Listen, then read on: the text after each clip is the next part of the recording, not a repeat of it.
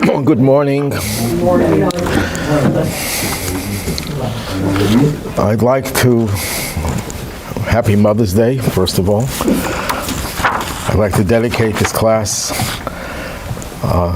to my own mother, the blessed memory, my mother-in-law,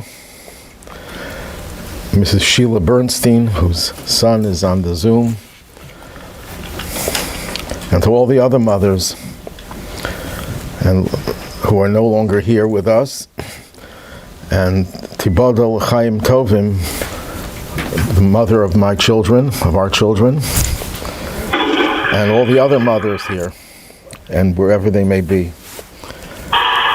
There's a famous saying, somewhat sacrilegious, that God couldn't be everywhere, so he invented mothers. But even the joke has some truth to it, as we'll soon see. Just mute everyone.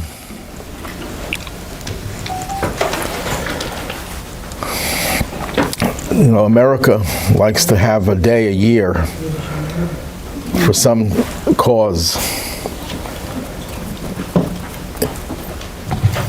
In Judaism, every day is Mother's Day and Father's Day.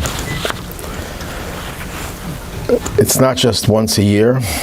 It's good that there is a day for it at least once a year. But we shouldn't forget that Mother's Day is every day. And a day shouldn't go by when we stop thinking about our mothers. Just a little bit of an introduction. The Torah commands us in 4 different ways, in ways that relating to our parents.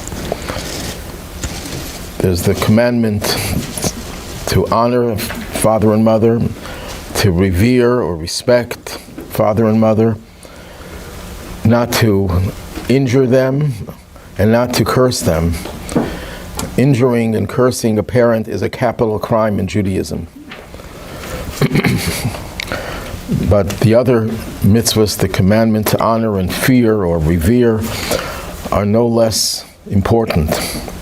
And they're included in the 10 Commandments. If that indicates the centrality of a mitzvah, that it was incorporated in the so-called 10 Commandments.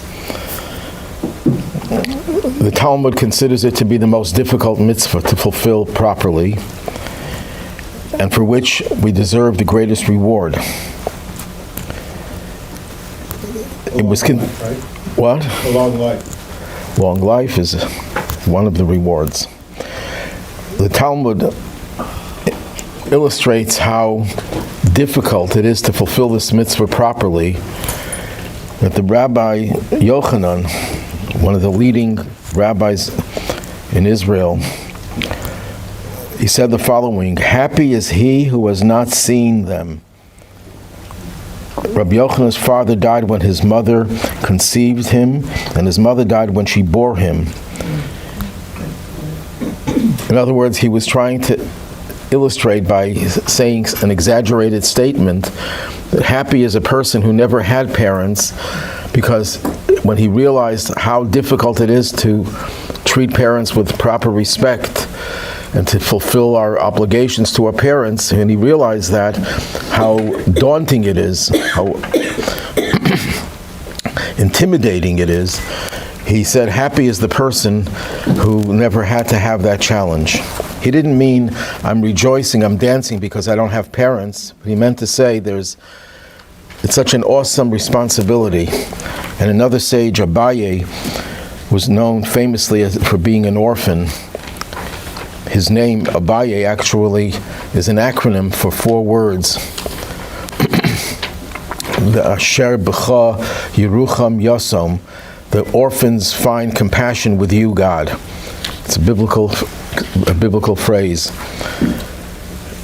So when we do have parents, we have to realize the awesome responsibility we have to them when they're alive, especially when they're alive, but even after their passing, we never forget our parents. What's the reason for honoring parents? Before we get into specifically dealing with a mother, we're talking now about parents. The first reason given is that it's an expression of gratitude, and Judaism is all about gratitude. We spoke about this many times, that the word Jew comes from a root that means to be grateful. How could we not be grateful to the people who gave us our very life and our very existence, even if they did no more than that? How much more so when they do so much more?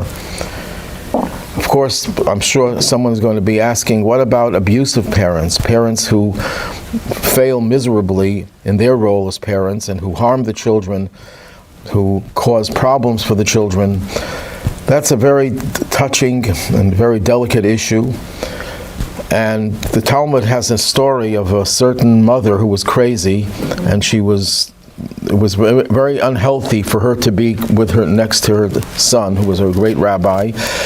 And this rabbi was counseled to keep away from her. Sometimes you have to avoid being in a situation where there's conflict. But even if the parent is not deserving, you could think of honor and of respect. There's never a point in time when that responsibility does not devolve on us, as difficult as it may be. And sometimes we have to fulfill it by avoiding being in contact with them. Another reason given for honoring parents is that it's our way of honoring God. As it says in the Talmud, there are three partners in man: God, the father, and the mother. And when a man here means person, honors his father and his mother, the Holy One, blessed be He, says, I ascribe merit to them as though I had dwelt among them and they had honored me. When you honor one partner, you're honoring the other partners as well. It's included, the honoring of parents are the last of the first tablet. There were 2 tablets. There was a discount when we took 2. So we have 2 tablets, and the first tablet relates to our responsibilities towards God. The second tablet is a man-to-man. But honoring parents is the bridge between the two, because it incorporates both. That's why it's the last of the first tablet, because it links our relationship with God with our relationship with other humans. Why is it not idolatry, honoring a parent? We're not allowed to honor angels. We're not allowed to honor the stars, the sun, the moon.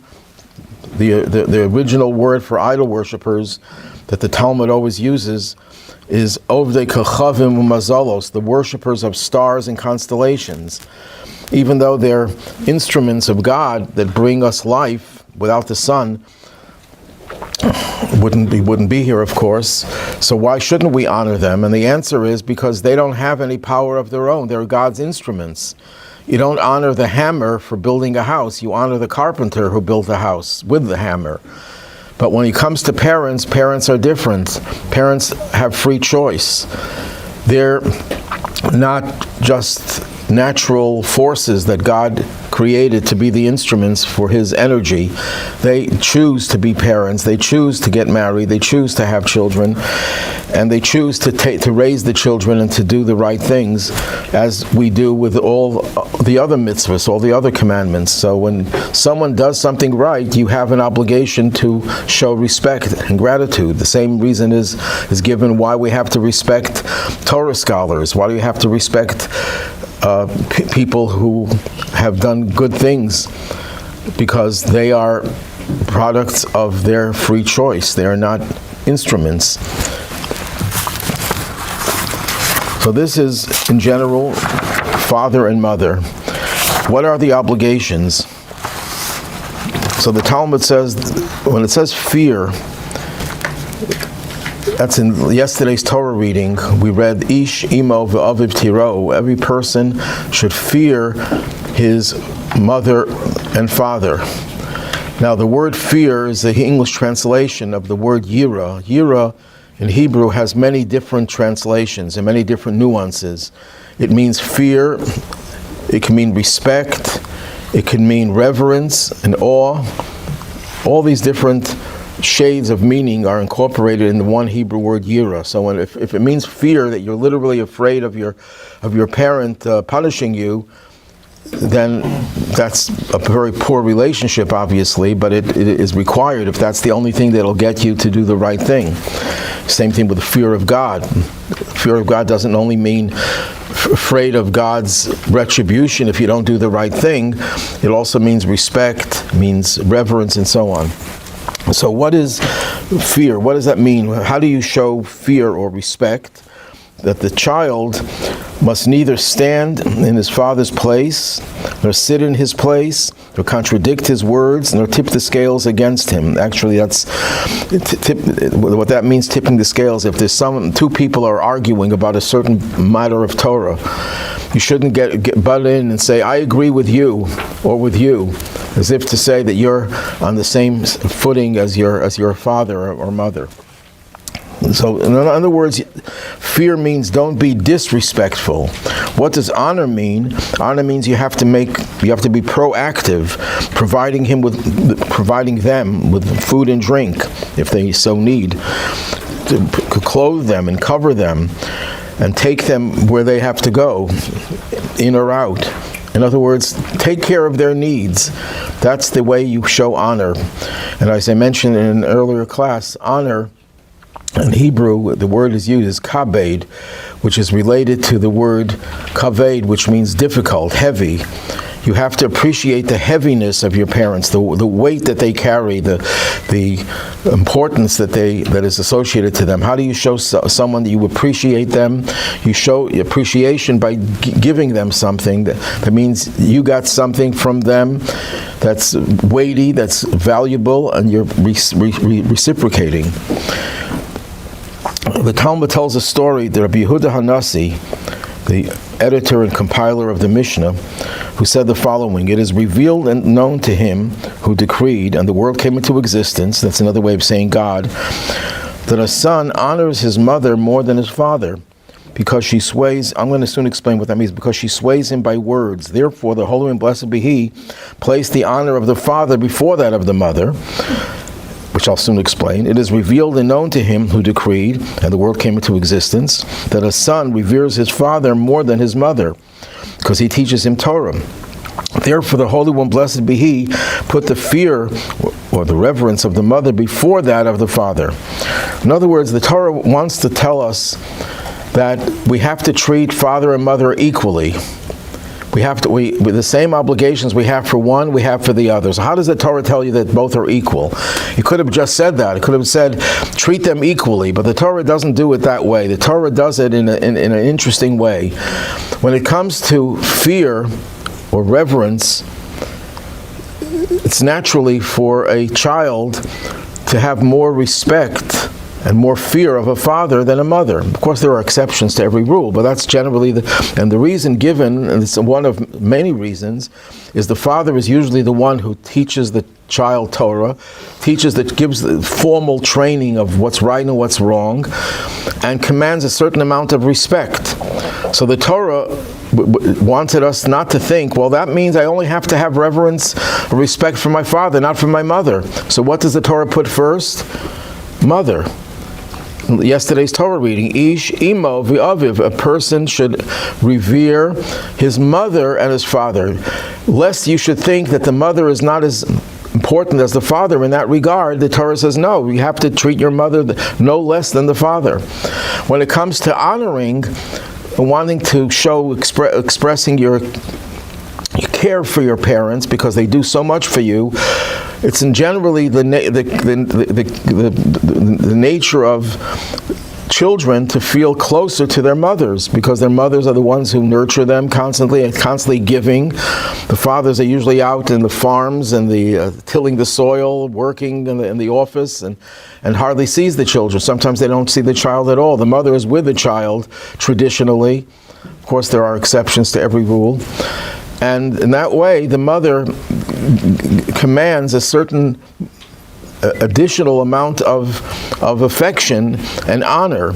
So the Torah says, first father, then mother, to tell you should not treat your father any less, with less honor than the mother, even though it's naturally to do it that way. So the Torah is trying to tell us that you have to treat both parents with the same amount of reverence or fear, or whatever, and the same amount of honoring and expression of appreciation. However, you can't deny the nature of human beings. And the nature is that a person's feeling for a mother will naturally be stronger than it is for the father. That's a general statement. There's no sin if a person shows more affection for the father than for the mother. We're just talking about how it should not cause the person to have negative respect and the opposite of respect. Now, we discussed this in other classes also. I'm not going to go through this in great detail, but the Talmud tells stories of a Roman official to teach us how we have to honor our parents. The Talmud says if you want to learn how you're supposed to honor your father, learn from this Roman official. Dama was his name, Dama ben Netina. What did he do? The Talmud tells the whole story, and I think I told this not too long ago, was that the rabbis in Jerusalem were searching for a gem, a jewel called the jasper, because it was missing from the breastplate of the high priest. And he had it in his possession. And they tried to buy it from him, and he refused to sell it because his father was sleeping, and the key to the box where it was contained was under his father's pillows. He didn't want to awaken his father. So they thought he didn't want to sell it, so they doubled the price that they were willing to give, tripled it, quadrupled it, and he still said no. So they left, and when his father woke up, he ran to them and he said, I'll sell it to you, and he would refuse to take any more than the original amount that the people offered. That's how far you go to honor your father. But the Talmud tells another story about his mother, how he honored his mother. What was the story? He was once wearing a gold embroidered silken cloak and sitting among Roman nobles when his mother came, tore it off from him, struck him on the head, and spat in his face. But he said nothing. He didn't shame her. Obviously, she was not mentally, she was mentally imbalanced to do a thing like that, but it would have only been natural for him to have reacted. He didn't react. And he's a Roman official. He wasn't a tzaddik. He wasn't some righteous rabbi who was known for his piety. He was a Roman official, and he had this tremendous respect for his parents. Where did he get this from?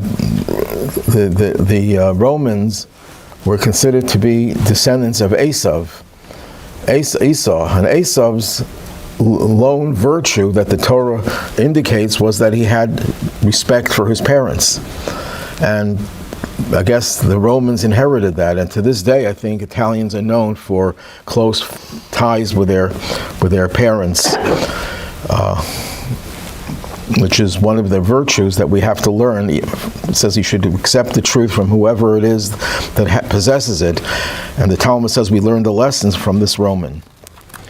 Now, examples in the Talmud, the famous examples include the one about Rabbi Tarfon. Rabbi Tarfon was a colleague of Rabbi Akiva. He had a mother. Whenever she wished to mount into bed, he would bend down to let her ascend. She would get on the bed by stepping on him. And when she wished to descend, she stepped down upon him. And he went to them, boasted about it in the academy. He was boasting, look how I honor my mother.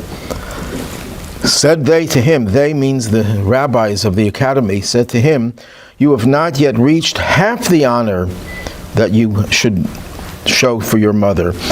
Has she then thrown a purse before you into the sea without your shaming her? If she would have taken all your money, you have it in a purse, and she takes your purse and she throws it in the sea, how would you have reacted then? No, it's very easy to show respect when everything is hunky-dory, when everything is fine. But when things start to get out of control, and the mother causes you a major financial loss, and you don't get angry at her, that's a real sign that you treated her with respect. The Talmud tells another story of Rabbi Tarfon, and this is connected to his illness.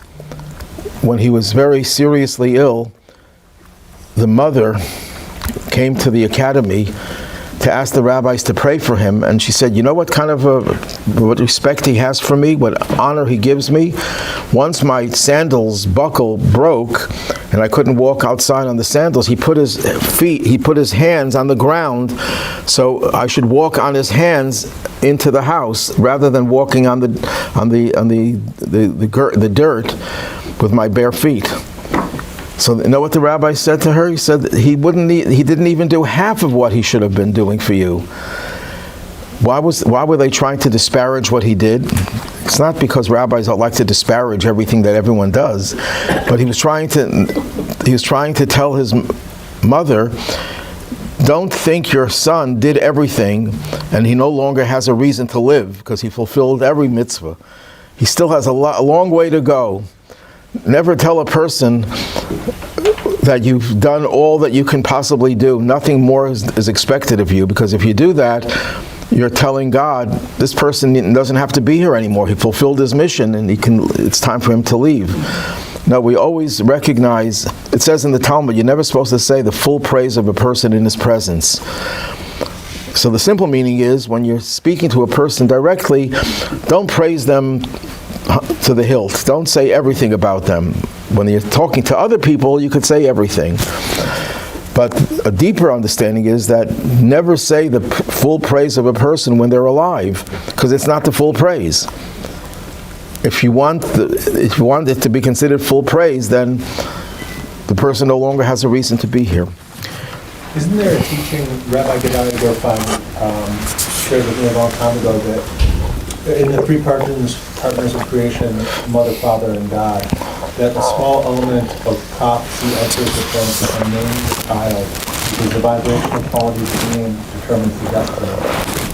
Right. When even though we don't have prophecy now, it's not a common occurrence. The Arizal taught us that when parents name their child, that naming is a miniature form of prophecy, because that name is the right name for that child.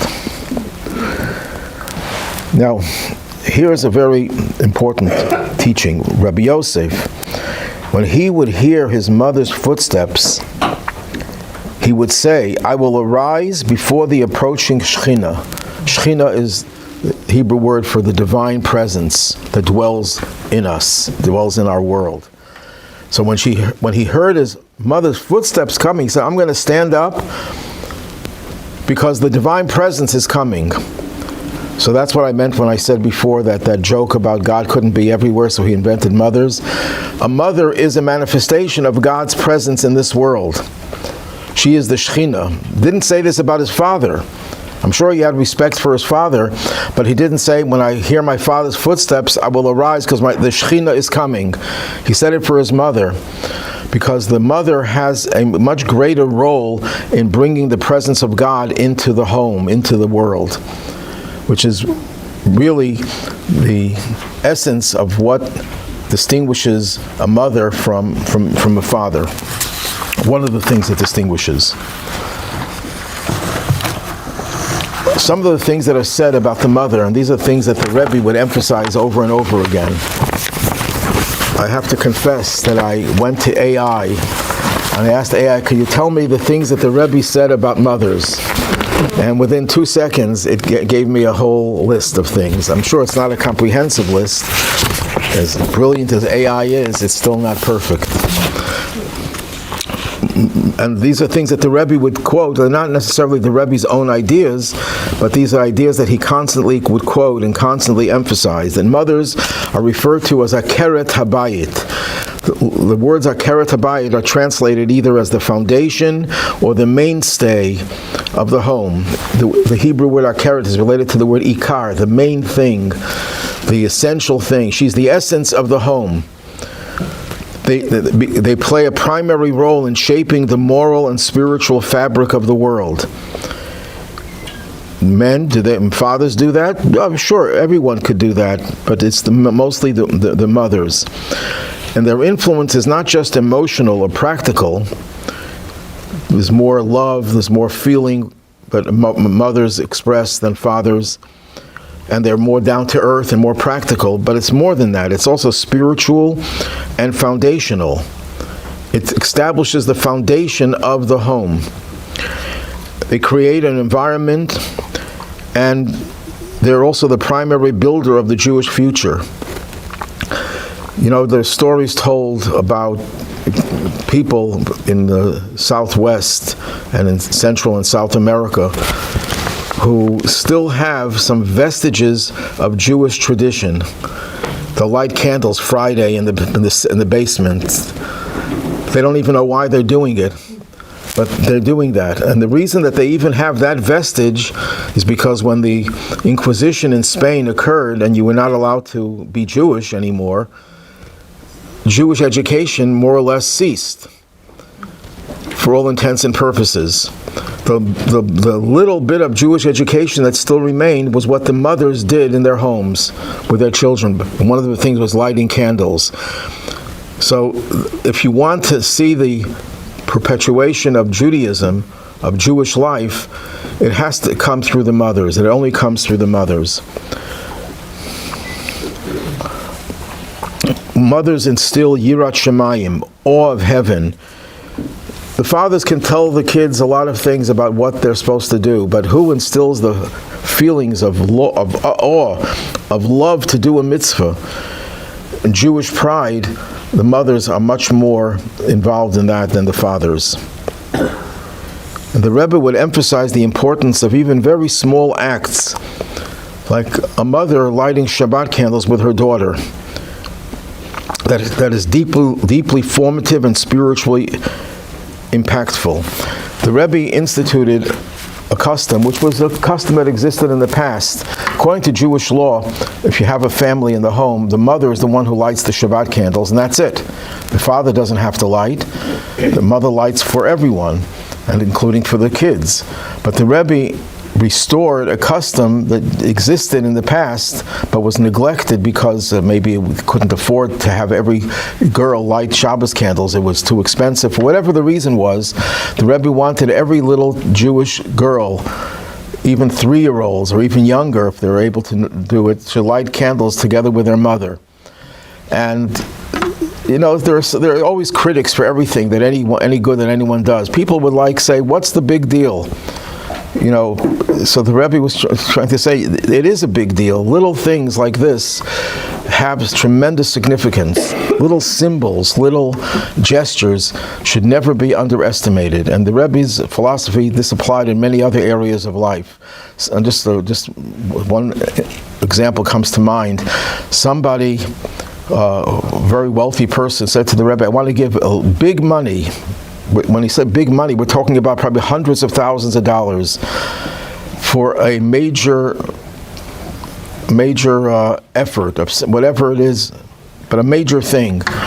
So the Rebbe said, this is before Passover, to use the money to get as many Jews to have shmura matzah, hand-baked round matzah. And the guy says, no, I want something big, like a big building, a big institution. The Rebbe said, if you're asking me what's big, that every Jew should have shmura matzah, to me, that's big. Now, people would say, what do you mean? A building costs a few $1 million. It's there for decades or centuries. The shmura matzah is going to be eaten up. What's the big deal? And if they don't have shmura matzah, they'll have regular matzah, which is also kosher for Passover. But the Rebbe, there was no such thing as something small. The only thing that the Rebbe didn't like when it was small is that we only reached a small percentage of Jews. He wanted to reach everyone. There was a Chabad rabbi, Rabbi Bogomilsky, who went to an island in the Caribbean, and he gathered all the men there, and he put on tefillin with everyone. And he wrote a report to the Rebbe, but he said, I put on tefillin with every single Jewish man in that island, except for one who was out of town. So the Rebbe's response says, when are you going to meet that one Jew? You don't measure, batting average is 999. That's not good enough. It has to be 100% if you're able to do 100%. But the gestures itself are not considered small. And the Rebbe would also always emphasize how the Jewish women who light Shabbos candles, and specifically and in general, they will accelerate the final redemption, just as they were with regard to the Exodus from Egypt. It says in the Talmud that the Exodus came about in the merit of the righteous women of that generation. The Rebbe emphasized also the leadership role of women and mothers in Jewish life. Even though traditionally women stayed at home, the Rebbe emphasized very much balancing staying at home with teaching and leading. People ask, why don't we have women rabbis in the Orthodox Jewish community?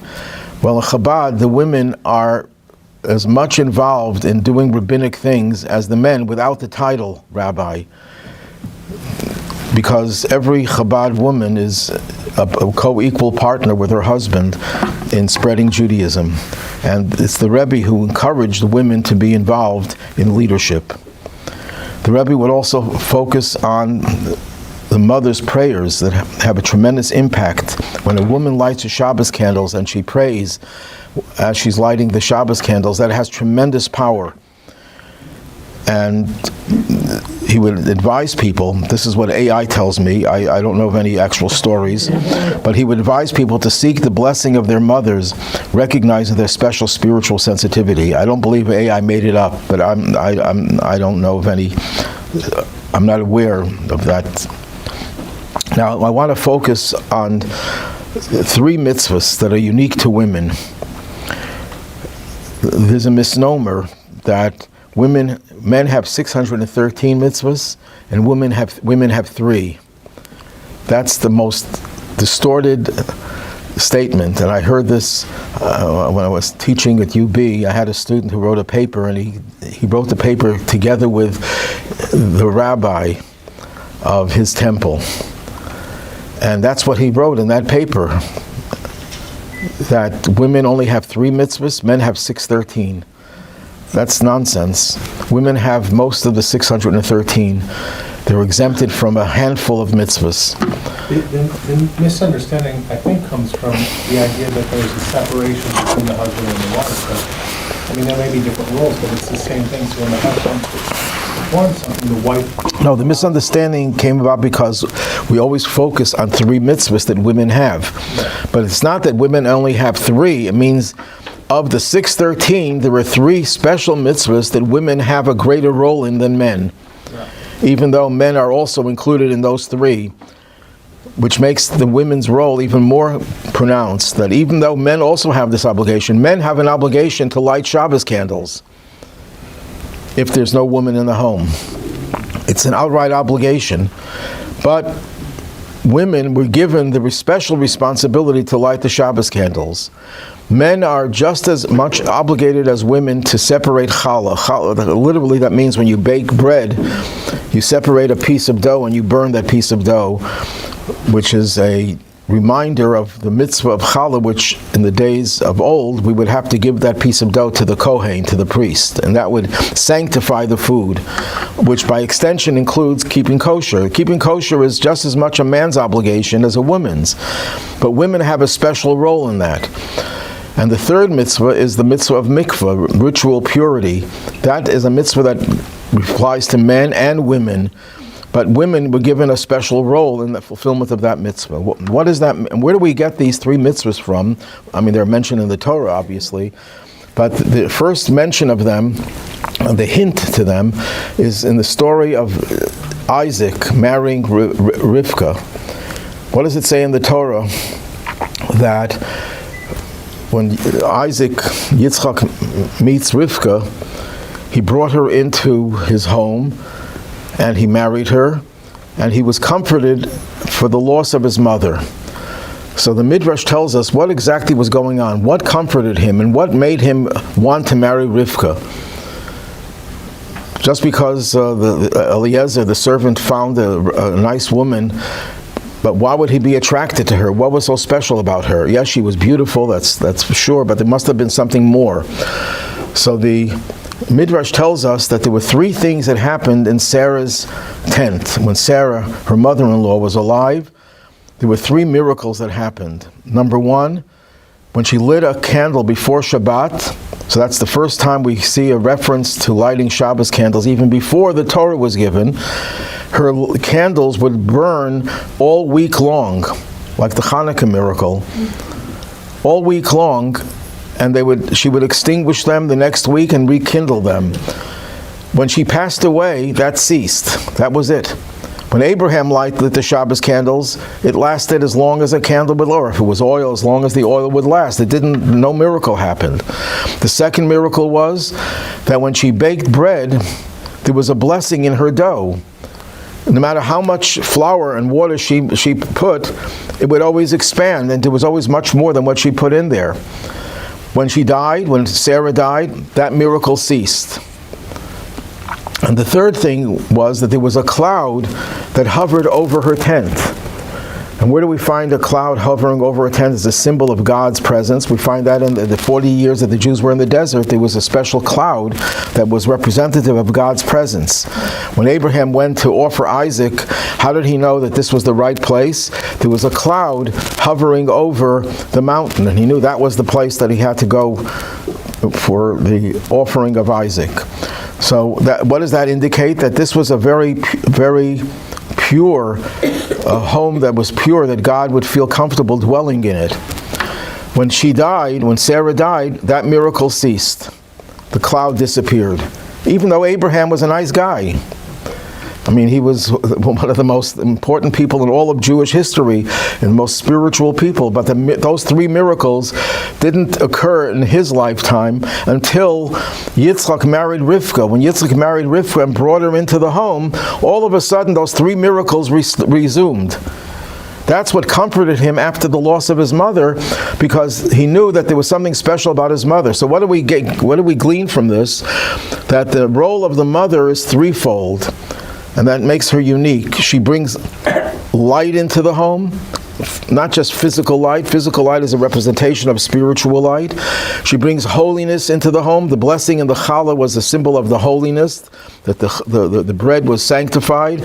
And she brought purity into the home. And those are the 3 mitzvahs that women specialize in: lighting the Shabbos candles, keeping kosher, maintaining a kosher home, and the family purity laws. It includes the idea of the idea of a mikveh.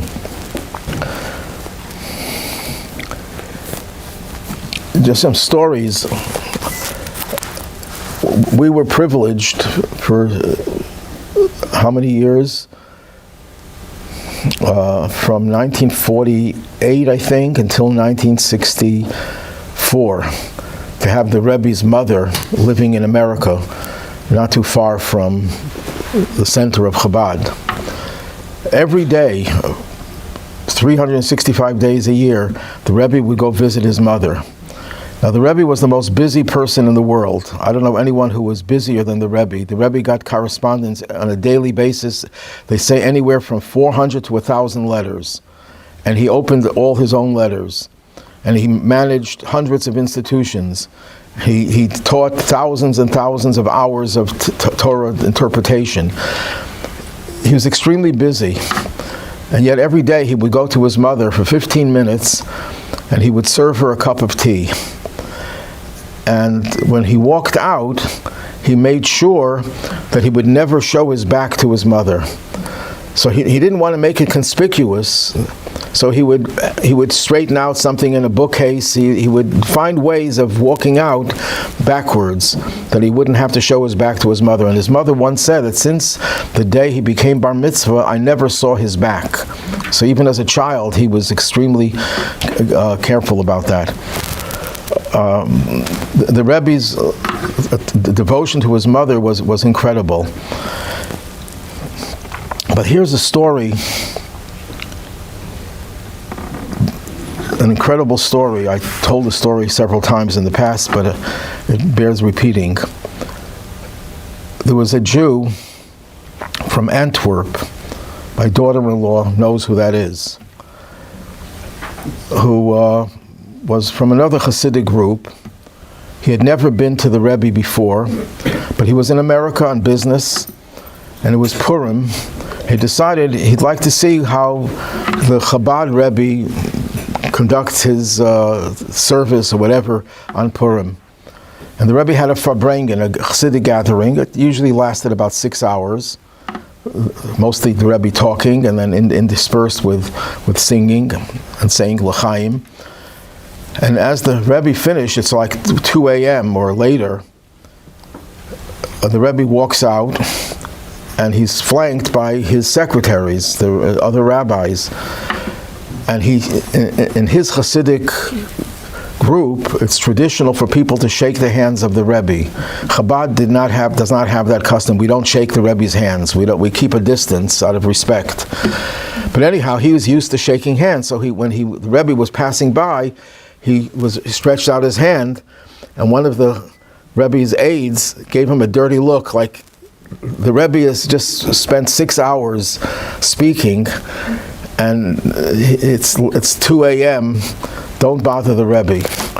But the Rebbe didn't pay attention to their dirty looks, and the Rebbe went over to him and took him by his hand and didn't let go, and brought him into his study and told him to sit down.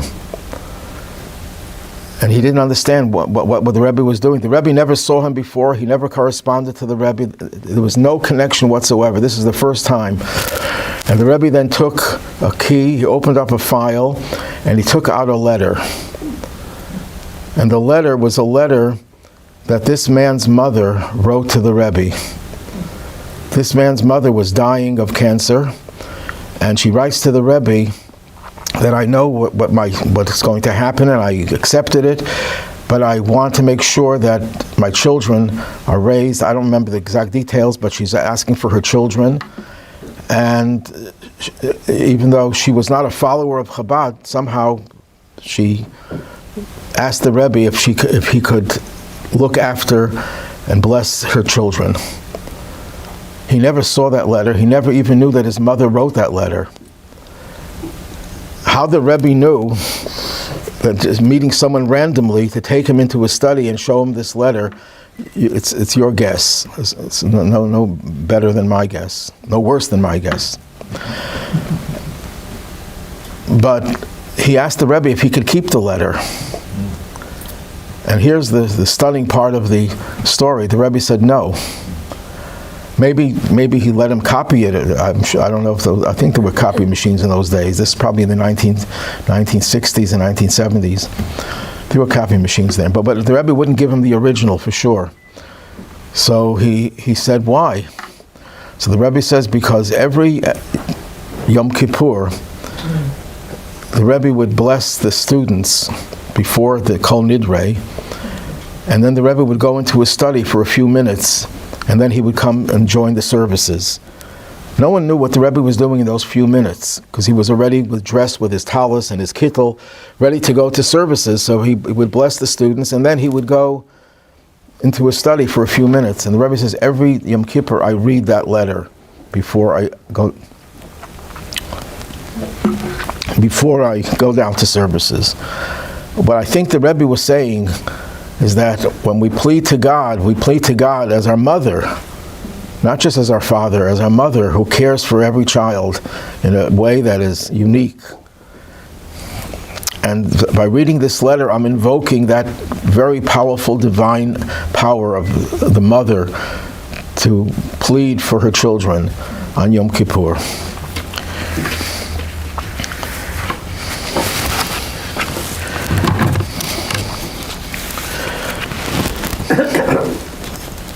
There's a verse in Proverbs, listen, my son, to the rebuke of our father, of your father, I think it's a mistake, but don't forsake the teachings of your mother. So what exactly is the difference between the rebuke of the father and the teachings of the mother? So in many sources it says that it's talking about Torah.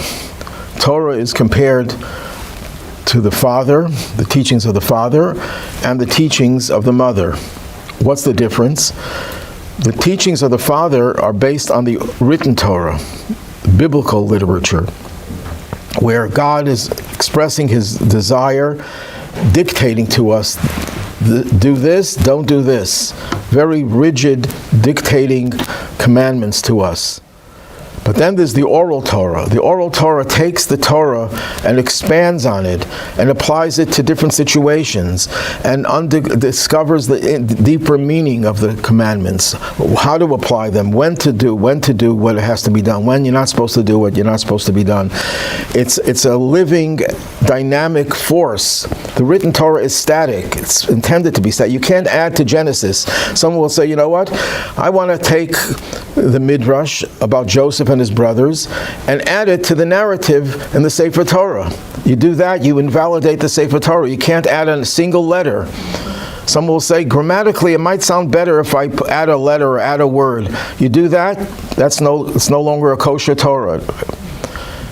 That's the masculine, that's the father. The father dictates. What does the mother do? The mother connects. The mother engages. The mother probes beneath the surface. Rabbi Soloveitchik once said a very beautiful thing. When the Torah was given at Mount Sinai, God gave the commandments, but there was also thunder and lightning. When we study the commandments, what we're doing is we're capturing the teachings of Sinai. But how do we capture the lightning and the thunder? That's through the mothers. The fathers can give you the text. The mothers give you the thunder and lightning. In the book of Proverbs, it has the Eshet Chayil, has it in two places, but one place it says the woman of valor, the virtuous woman, is the crown of her husband. Now, a crown is above the head. That means that the mother has a higher role than the father. And you would think it's very strange that according to Jewish law, a father is obligated to educate the children. The mother is not obligated. Why not? Doesn't that go against everything I just said, that the mother gives so much more than the father? She inherently does it. She doesn't need a commandment. The commandment to procreate is given to the men, not to the women. Women don't have that commandment. The reason given?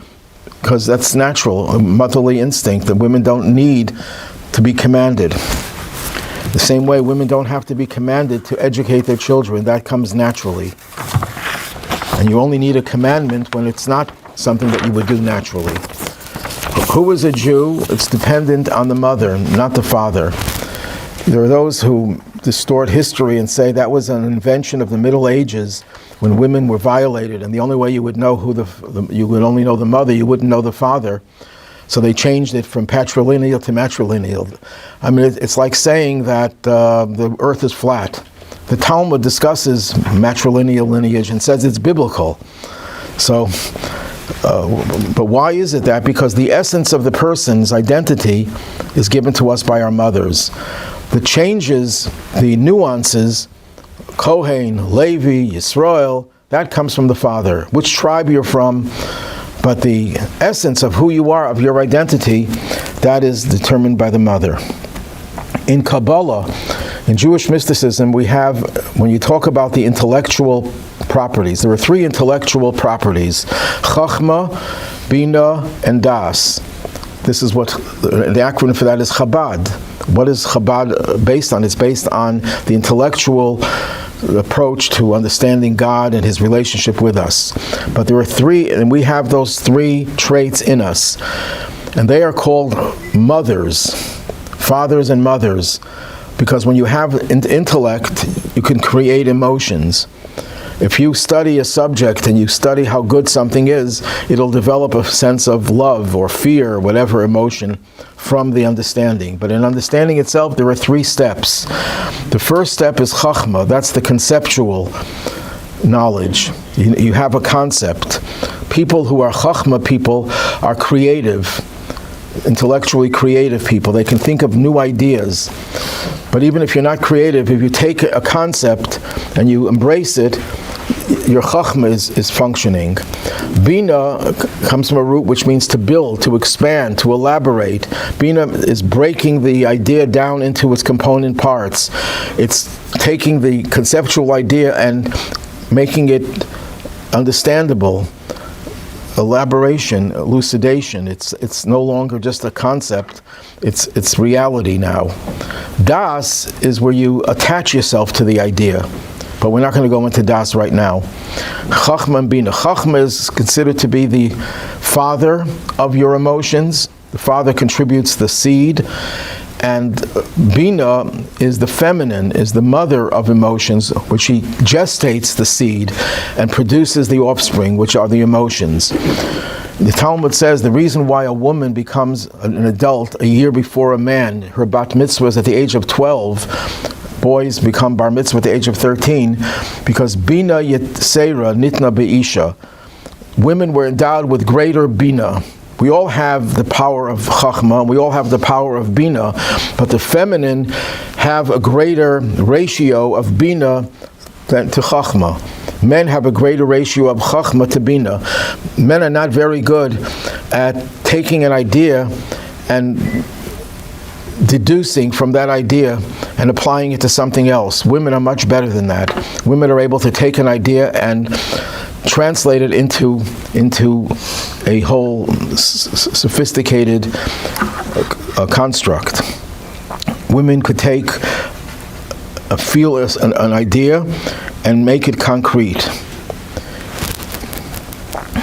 You know the story of the rabbi who would always talk about the importance of not getting angry. And once he was repaving his driveway, and when the cement was still wet, kids started jumping in the cement. And the rabbi couldn't control himself, and he let loose a tirade against them. He was really angry. So his wife says to him, "My dear husband, you're always preaching about how we shouldn't get angry, and here, look how angry you got." He says, "That's in the abstract, not when it's in the concrete." Men have a problem with concrete. Men are better with being in the world of theories, in the abstract world. The Talmud puts it this way. It says when a person plants a vegetable, wheat, it uses the example of wheat. Could you eat the wheat? You take the wheat and you have to bring it home and you have to grind it, you have to process it. Well, the men maybe produce the raw material, but the women make the raw material edible and make it possible for it to be beneficial. You take wool off the lamb, you can't turn it into a coat. You have to come home and the wife takes the wool and turns it into fabric. There's a verse in the Psalms that we say in Hallel, Eim habanim smecha, the mother of the children rejoices. That's a reference to this power of Binah, which is the mother. And what is it? What are the children? The children are the emotions that are created. So when you have Binah, when you have the mother, she could produce the results of joy and simcha. If you don't have Binah, if you only have Chachma, Chachma will give you a momentary delight, of a eureka moment. A person comes into a new idea, he'll get excited for a second, like a flash of lightning, and then it dissipates. But when you have a full understanding of the subject, you really mastered it, that'll bring palpable joy. That makes you happy. Women, the mothers, are the ones who can bring the joy to their children. Patriarchs and matriarchs. We always emphasize the patriarchs in our prayers. And some people feel, why not mention the matriarchs? And the answer is, they're included. The patriarchs without the matriarchs were incomplete. Chachma without Binah is inconclusive. So when you say patriarchs, that's shorthand for patriarchs and matriarchs. To mention a matriarch separately would indicate that they don't have any real connection to the patriarchs. They're a separate entity. They're not a separate entity. But also our sages tell us that the matriarchs were greater in prophecy than the patriarchs. What does that mean? Prophecy is where you're able to connect spiritual information and relate it to the world down here. So you have to be up there and down here at the same time. If you're only up there, if you're in the sky, if you're in the heavens, you can't relate to this world. So you can't bring a message to this world. It's not going to be accessible. It's not going to be relevant. If you're only down here, like most people are earthly people, you can't translate divine messages because you're not in touch with the divine. You have to be connected to the divine and connected and grounded here in this world. Men are not able to do it as much as women. Abraham, as great as he was, and he's one of the greatest human beings that ever lived, in some ways greater than Moses even, in some ways, yet he was not as great a prophet as Sarah. And when Sarah asked him to do something that he didn't want to do, God says, listen to whatever Sarah tells you. Why? Because she is a greater prophet. She is connected. She could connect the spiritual to the physical. You can't do it, so you don't appreciate the message, how it relates to your lives.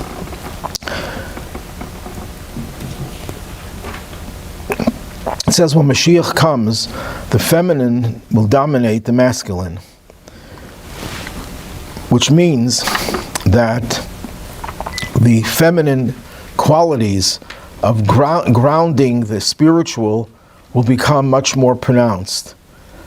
And the men will have the ability to have the same feminine power that women have. But women are the ones who are preparing the world for that. And one final thing I will conclude with, we know that the matriarchs were barren. They couldn't bear children. Sarah couldn't bear a child until she was 90. Rivka couldn't bear a child. It took how many years? Decades before she had a child. Rachel couldn't have a child and took years later till she had a child. Why did the Talmud ask the question, why did God make it that the matriarchs, such great, pious, righteous women, should be barren, should not be able to have a child? And the Talmud answers, because God knew that they're going to pray for a child. And he craves the prayers of the matriarchs. In other words, what the Talmud is telling us is God loves to hear the prayers of these people. But when do you pray? When you need something. Righteous people don't have any needs. They have no physical needs. They're not healthy. They take it in stride. They're not wealthy. They take it in stride. They're not going to complain. The men like to complain a lot, but the women are much more stoic. They're able to go through difficulty in life without complaining, especially the matriarchs. But there's one thing that they will complain about, because it's not about them, it's having children. Because that's something that they can't say, no, I don't want to ask God for that. And since the only way God could get them to pray, and he cherished their prayers, is by making them barren. You know, there's a very strange story in the Torah. Rachel didn't have children. Jacob had another wife, Leah, and she bore him children. And she says to her husband, give me children. And her husband is very callous in his response. He says, my God, I can give you a child. I have children. So everyone asks the question, I mean, your wife is begging you to pray for her. Couldn't you say, yes, I'll pray for you? So the answer is that Jacob knew that his prayers don't have the same impact as his wife's prayers. If his wife relied on his prayers, she wouldn't pray. She says, I don't have to pray because my husband is praying for me and God loves him. He'll give him whatever he asks for. So he says, no, I can't ask. You have to ask because God wants your prayer. Your prayer has much more power, much more effect than anything I would pray. And that's true about every mother and every generation. That when the mothers cover their eyes and they light Shabbos candles and they pray to God, those prayers have the most potent prayers that can be. It doesn't mean men are left off the hook and they don't have to pray and they don't have to do the good things, they don't have to inspire. But for men, they have to really struggle to accomplish those things, for which for women it comes naturally. Any questions? Yes. If you talk about on G. Yeah, Chana and her role. Okay, Chana prayed for a child, and she got Shmuel, but she intimated in her song that this is going to be a prelude to Mashiach. How so? Shmuel was the prophet who anointed King David. And that set into motion the whole Davidic dynasty that leads to Mashiach. And she actually refers to that in her prayer, V'yarem keren Mashiach, God will exalt the horn of Mashiach. The horn was the thing with which you would anoint a king. You would put the oil in a horn, and only for the Davidic dynasty. So she's alluding to the fact that what she did, her prayer was not just a prayer to have a child, because everyone would like to have a child, but she wanted a special child who would initiate the process that would lead ultimately to Mashiach.